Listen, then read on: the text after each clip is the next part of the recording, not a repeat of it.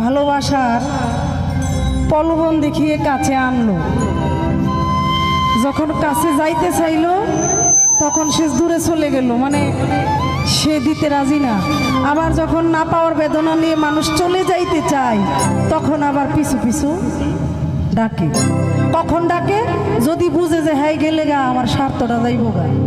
স্বার্থের টানের কারণে সে কিছু দিবেও না, আবার তাকে কাছেও রাখবে না, আবার ছেড়েও দিবে না। গানটা এরকম একটা মানেই বোঝায় আর কি।